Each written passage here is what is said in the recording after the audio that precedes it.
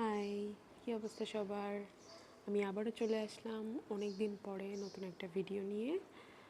আর আজকের যে ভিডিওটা এটা বেশ অনেক দিন আগের, যেটা ছিল আমাদের ভার্সিটি লাইফের প্রথম সেশনাল ট্যুর, এবং এটি ছিল ইন্ট্রোডাক্টরি অ্যানিম্যাল অ্যান্ড পোলট্রি সায়েন্সের একটা সেশনাল ট্যুর। আমাদের এই সেশনাল ট্যুরের প্রথমেই আমরা গিয়েছিলাম বাগেরহাটের আঞ্চলিক হাঁস প্রজনন খামারে।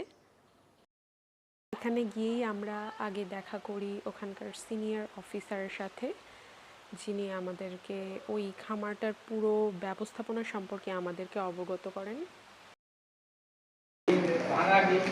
আমরা প্রথমে সর্টিং করি, এগুলো বাদ দিয়ে দিই এবং যেগুলো ভালো ডিম সেগুলোকে আমরা স্যানিটাইজ করে এই ওয়াশিং এর মাধ্যমে আমরা ইনকিউবেশনে করি রাখি আর কি। তো আমরা যখন এই প্রসেসটা মেনটেন করি ভালো মতো, তখন আমাদের 60 to 70% আমাদের অনেক সময় 85% পর্যন্ত আমরা হ্যাচাবিলিটি পেয়েছি আর কি। তো এই হ্যাচাবিলিটিটা আসলে মেনটেন করা হয় যখন আমরা এই ক্যান্ডেলিং এর উপর আমরা 14 দিন পরে ক্যান্ডেলিং করি। ইনকিউবেটরে বসানো, সেটারে বসানো 14 দিন পরে আমরা ক্যান্ডেলিং করি। ক্যান্ডেলিং করার অর্থ হচ্ছে যে আমরা একটাকে দেখি, যেটি হচ্ছে যে আমাদের কতটুকু ফার্টাইল হয়েছে কিনা। মানে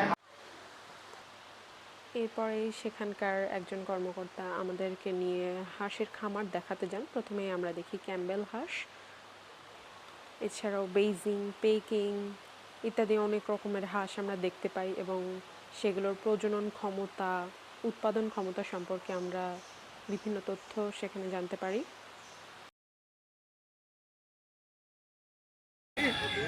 ক্যাম্বেল না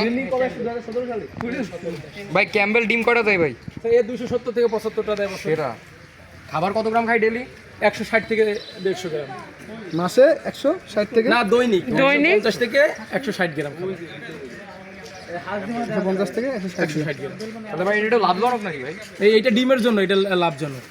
মানে যারা ক্যাম্বেল ডিমের জন্য? ডিম উৎপাদনের জন্য খামার করবে তারা আপনার জিন্ডিং বা আপনার খাকি ক্যাম্বেল এইটা দিয়ে করলে ভালো। আর যদি কেউ মাংসের জন্য করে তাহলে বেইজিং বা মাসকবি, যেটা আমরা চীনা হাঁস বলি, মাসকবি। হ্যাঁ এইটা দিয়ে করতে পারে। কিন্তু মাসকবিটা হচ্ছে আপনার ও গ্রোথটা কম হয়, আপনার বাড়ন্ত কম হয়, ও 1 বছরের আগে বা 8 মাসের আগে ওরে বিক্রি করা যায় না। কিন্তু আর এই হাঁসটা আপনার বেইজিংটা ওকে আপনি 3 মাসেই বিক্রিযোগ্য করা। আপনার এইটা হচ্ছে মাংসের জন্য বিখ্যাত। এইটা হচ্ছে বেইজিং। এটা আমরা তো আর ওইভাবে করতে পারি না, কিন্তু বাইরে সাধারণত আপনার 350-400 টাকা কেজি। বাউ ব্ল্যাক, হ্যাঁ ওইটা আমাদের স্যারেরা করছে। সাদাটা কি বললেন? বেইজিং। আচ্ছা, কালোটা নাগেশ্বরী বলতে পারেন আপনি। নাগেশ্বরী। হ্যাঁ, নাগেশ্বরী। বাউ ব্ল্যাক। এই যে হচ্ছে আপনার মাংসের জন্য, হ্যাঁ মাংসের জন্য। কত কেজি হতে পারে?